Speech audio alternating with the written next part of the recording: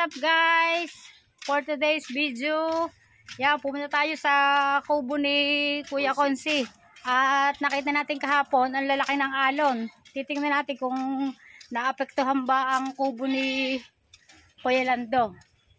Pupuntahan natin at kahapon nung ako bibili ng ng gabot na parang natanawan ko doon sa may BSU pagkalalaki ng alon. Kaya titingnan natin. Basta galing bagyuhan, hindi lalaki ang alon. Ganyan ang dito sa amin. Basta pagkalipas ng bagyo, siguradong malaking tubig, malaki ang alon. Yun. Yan, tingnan natin. At medyo mainit na.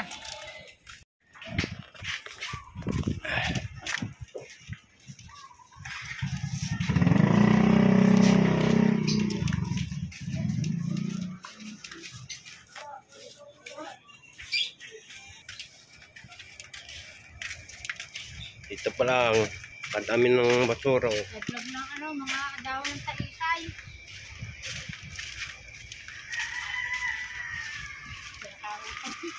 Ha? Kautan na sa likod. Siguro galing sa vlog. Ayan, nako, gusto. Tingnan mo. Oh. Puro basura. Sa kanino ba ito? Kay Boss Leo yata yan.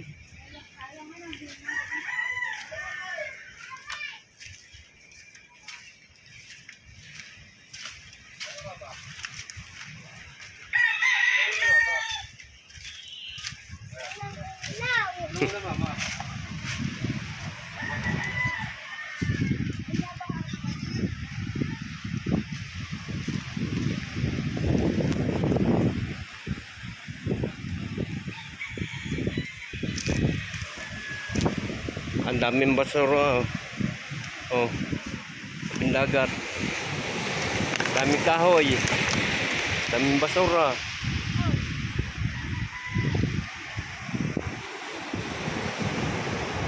Oh.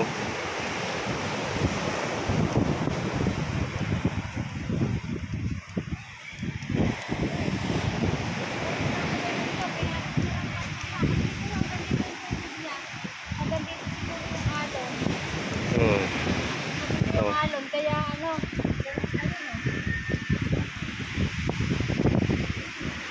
Pero ha? Inaanod yata. May naalot. Oo. At mo, Naging hams. Pare, shout out. Parental lights.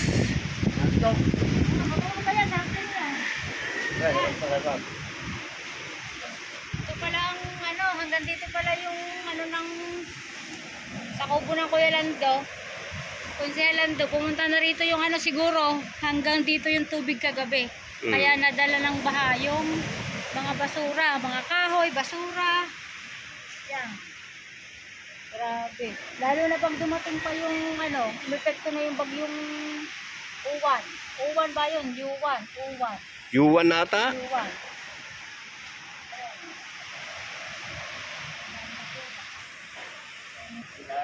Ha? Sarap pala dito din, maliwalis yan Oo. Asarap dito. Kaso mo, pag ahon, malagkit. Ayan, dito muna tayo. Konti ulit, pagbaga tayo muna. Yan, yung mga bangka. Pagkatataas na. Nabot pa rin kagabi ng ng mga basura, mga kahoy. Yan, dito po kahirap sa bukana pagka po may bagyo. Kaya pong nadadala dyan sa pangpang yung mga basurang galing dun sa mga bundok, yung mga galing sa bagyo. Yan, napasok sa ilog kasi napunta rito sa dagat. Tapos ayan, dito siya pumupunta. Tinan yung itsura yan, yung mga kahoy na yan. Dami yung kalalaki, mga troso napadipad dito. Nadala lang ng tubig dagat. Kasama na naman ang dagat ng bukana.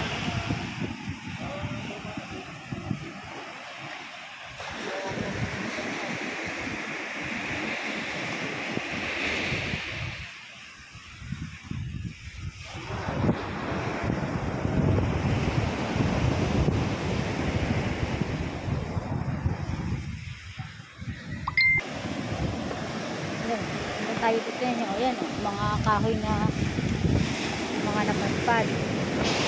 Oh, Dala ng bahayan. ano nyo, ayan no? Galing ilog. Ito para ng ilog, hindi na dagat, parang ilog na siya, kung tingnan. Ano ba yan ang ginagawa nila poging lamig? Ay hindi yan. Tanyo naman kung gaano kalaki ang kahoy na yan. Ay nadala ng dagat. Oh. Ano ba yan? Ayun, binabantayan ni Sexy. Yan o. Kung ayan isisipakin, napakaraming kahoy niyan. Ayun o, lalaki. Oh. Pag masipag ka na maghakot ng kahoy, sa tag-araw, napakarami mong kahoy. Ayan o. Ayan o. Para ng ano, backbone ng dinosaur. Ayan o. Oh, ayan o. Lalaki. Oh, ayan niyo, parang mga buto ng, ayun, backbone ng dinosaur. Ito, mga ribs. Mga ribs ng dinosaur ata to. Ayan o, Kinachong Luis ba yan? Ha? Kinachong Luis? Hindi. Diyan o. Oh. Dini kaya tayo? Dini tayo sa ating ano? Hanggang doon tayo, samantalahin na natin. Doon sa tindahan ho namin, yan o, nung summer, kami ho ni Kalabster ay nagtinda. Nagtayo ng tindahan, mag-isa si Kalabster doon. Ayan, tapos nung matapos ho ang summer, binaklas lang niya yung mga dingding. Tinira niya yung balangkas. Ayun, titingnan natin kung nadala na din ba yun ng alon. Pagka naman summer, napakaganda dito. Malinis na. Pero ngayon, oh, napakadumi. Ayan.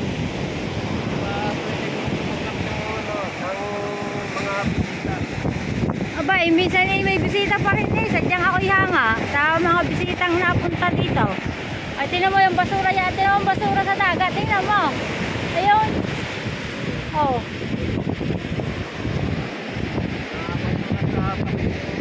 Ayan o. Ayan. Sila nyo, ayan yung pinagtindahan namin ni Kalabster. Sadyang dito kami kumuha ng pang-araw-araw namin ni Kalabster ng panggamot namin tsaka pang-suporta sa araw-araw. Yan, ito yung balangkas na laang. Inalis na yung mga... Ha? Ha? Ano yan? Ano?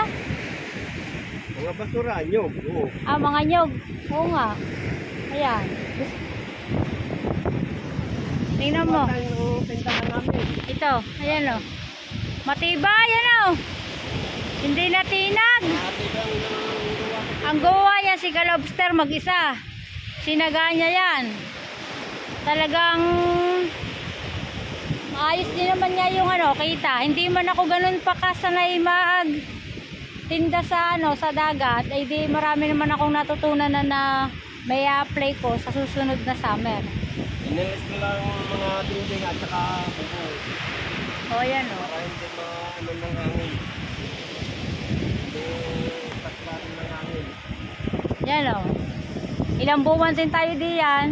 Oo. April, May. April, May. First week na yung June, wala na, umulan na. Napunta kami ng Silbua. Pati mga bisita, talsikan ng tent. Yan. O, ito yung kay Tato na ano, sa aking bilas. Itong kanya. O. Sana, wag naman itong abutin ng ano, yung bagyong parating. Wag sanang masira yung ano. Nung isang linggo, meron pa ritong nag-rent overnight. 3 cottage. Hindi ko lang alam kung paano sila naligo.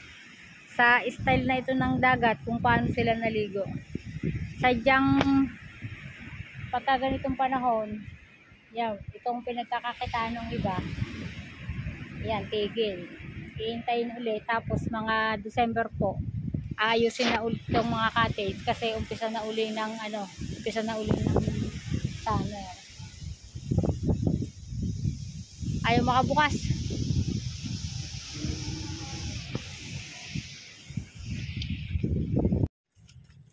Magtutulong ka.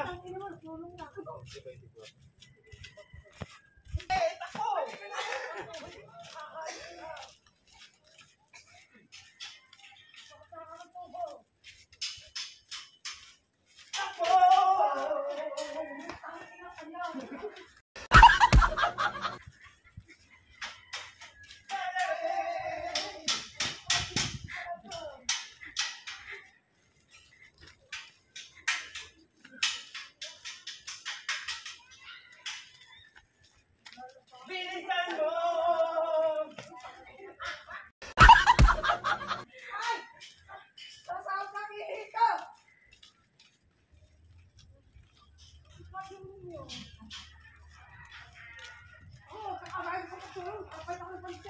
Takbuli! Suntukin mo! Buhay pa ako. Ayan na ako!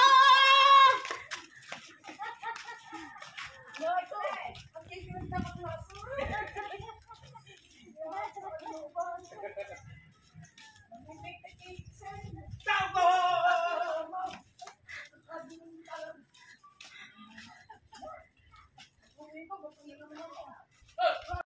Yan, mga kasalag. Nakabuti tayo. Ano naman yan? Putsi. Oh, magkano? 70. Napakasarap. 70, pagkamahal na. Wala pang tigil 50. Babawasan dalawa. Ano ba? Ano Sige, naman sige. klase yan? Ubi Tingnan daw. cheese. Ang flavor niyan, ubi cheese. Sigurado Napakasarap. ka. Baka naman yan yung Mas ano. masarap pa to sa chowking. Baka naman na yan yung munggo lang. Munggo. Ano yan? Hindi ako nagtitinda ng pang rayuma. 70. Si Topix, Tapsel, Ayan. sa kanyang challenge. Sige, sige. Sa ano na, pag-graduate kami ang bayad. Bayad. Dudubli namin. 140. Thank you, thank you. Sige. Itong kay Wasalak na tinda. Oh, ito. Ayan na, Testingin mo ito. Kung anong laman yan. Tingin. Ano daw yan? Ah, ube. Sobrang masa 70, sobrang mahal. Huwag kayong uulit. Huwag kayong bibili kay Wasalak. Sobrang mahal, oh. Alit-lit ng palaman, oh. Babagyan na. Shout out, Wasalak. Joke lang.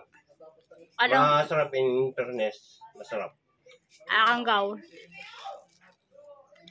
Ah, ube din pala ito. Yung munggo. Ano ko yung munggo?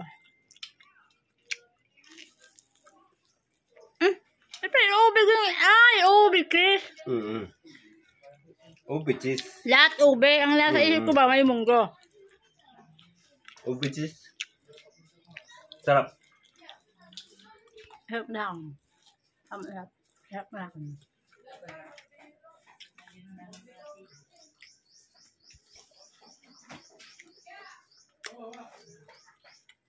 Shout out kay Maring Dulce, yung asawa ni Wasalak.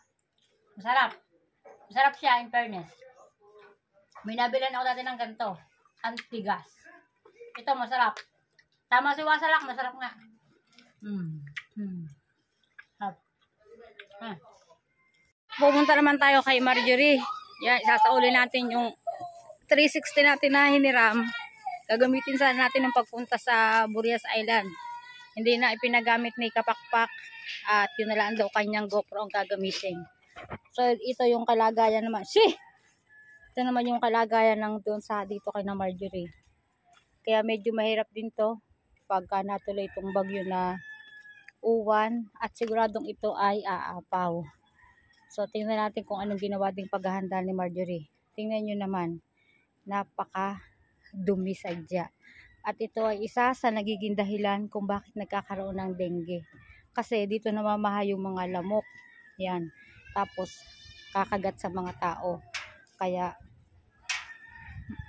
nagkakaroon ng dengue. Yan.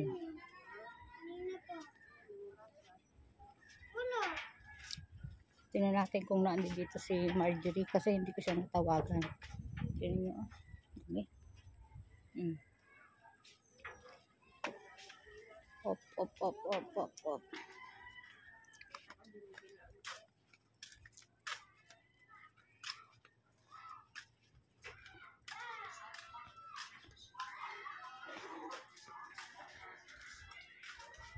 Marjorie.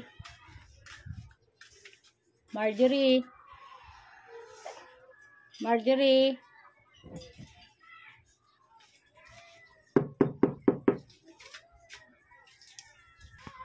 Yan, walang tao. Pumasok na lang ako sa loob at inilagay ko na lang sa ibabaw yung kanilang 360. Hello. Hello. O mama, si Marjorie saan? Ano dito? Ha? Wala dito sa baba.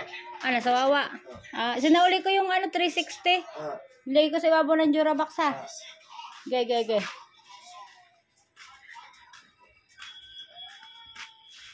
Jeremy? Pagka lumakas ang ulan, pag dumating yung bagyo, yung mga gamit nyo ha. Tapos kayo magsialis dito at maapaw ng tubig, matrap kayo dito. Yan, alis na tayo. Tingnan nyo. Ang bahay ni Marjorie. Yan, yung ilalim niya. Yan, naapaw yan. Naapaw dito lahat. Oh. Tingnan nyo. Ayan na yung tubig. Yung sa likod niya. Ito. Ito yung bahay ni Marjorie. Yan. Hindi ko na pinakita ang loob at wala naman yung may bahay. So, ayan. Alis na tayo at wala si Marjorie daw na doon. Wow. Tingnan naman ang kalagayan ng dito. Mga kabahayan. Sadyang kawawa pagka bumagyo. Sadyang sila ay aapaw.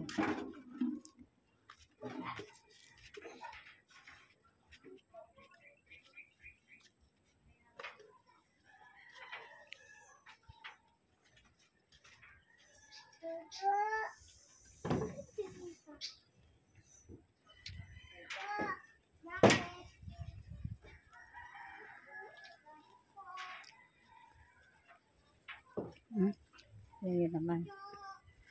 Itapon ang basura sa tamang tapunan. Oh, ito. Dito siguro. Kung saan may signage, bawal umihi, doon mapanghi. Bawal magtapon ng basura, doon maraming basura. Oh, ba yan?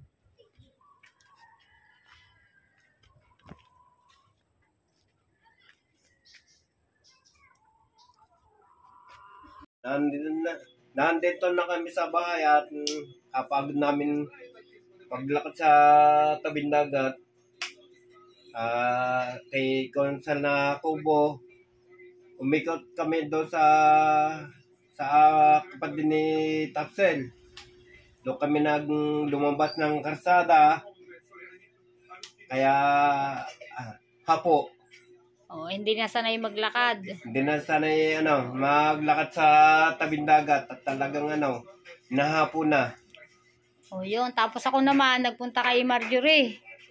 Wala namang daan yung karsada. Iniwan ko ang motor at mayroong birthday yan. Sinarado naman yung karsada. Di ako yung naglakad naman ng pagkakalayo. 2 balik. Tapos wala din si Marjorie doon.